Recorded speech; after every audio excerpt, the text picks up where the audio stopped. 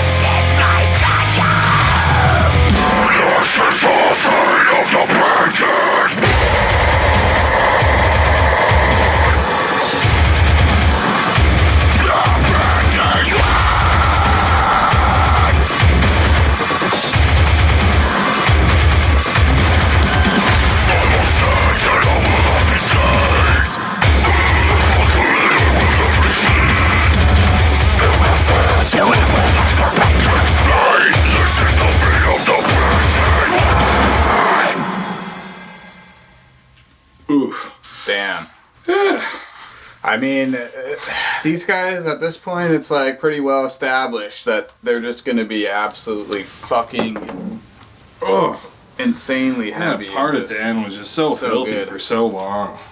Like I just got perma-stank. Yeah, like, honestly, there's just that low like underneath it all that just I mean, like I wrestled a bear once. Occasionally does something like that. They're used to. Yeah, well, yeah, they don't anymore. And like they usually only do something like that for like 5 seconds, so I'll have to listen to the song like 12 times. But they just gave it to me for like a good 45 seconds there, and I really appreciate that. 'Cause I don't know, just that like I think like the first breakdown like that I remember is like Enter Shikari, like the end of. Sorry, You're Not a Winner. Oh, okay, yeah. Really throwing back here. I love that song. Man. That's like one of the songs that got me into for sure heavier shit. But anyways, like, yeah, I dug that. Honestly, I was gonna say like the first half or 3/4 of it, I was like, yeah, like it was great. It's just it wasn't like blowing my expectations. Right, exactly. It was basically right on par with with what I would expect. Sure. Yeah. But then again, like they always close out their songs so fucking dope. They cap them off, and you're not bored by the end. You're literally like waiting. Yeah. For the end, and I know that was where my biggest. They gave us another like kind of choir-ish. I know. I was gonna say I like their use of the choir. But it was cool because it was like its own thing. And then the fucking everything else would come in like in these really weird times. Or at least I thought they were weird. Yeah, it was like a more prog use of the choirs. Yeah, I know it was. It was like kind of rhythmic. Like they would like use it and then it would come in. Yeah, like you said, it would come in. No, it was like a weird melody, and then it would come in on like it just didn't seem like it got resolved, and then everything would come in. Yeah. And almost resolve it for it. I mean, if that makes any sense. I'm sure it does. But yeah, I mean, just I don't even know what else to say. Honestly, like it like you said before, like expectations can be super high when going into a song after having a couple of songs that just blow your mind. I mean, Lifeblood was like probably one of my favorite, if not like my favorite song of the last couple months, maybe. I mean, honestly, it was super. It was just so good, and again, like having those expectations already really high from Demon King, and then somehow like it's just so. Doesn't happen. It's rare. Tier 2. Very rare, yeah. I wouldn't say this one. This one didn't blow me out of the water, but it definitely wasn't disappointing. Yeah, I still have to say I think I like Lifeblood the best out of the three, but I think this Animal one might be number 2 though. Yeah, I think so too. I mean, Demon King was just a little, more. It was like that. It was black metal, like evil feel, which I do like, but not as much as this like. Whatever the fuck they got. Whatever it is, yeah. Who knows what the fuck. These last two feel extra special to me. Definitely. I agree. Oh, I was also going to say, like, I just think it's crazy. Like, we were always talking about one-dimensional, bands, and if they're going to have a one-dimensional, which I do not think these guys are one-dimensional, but they very easily could be.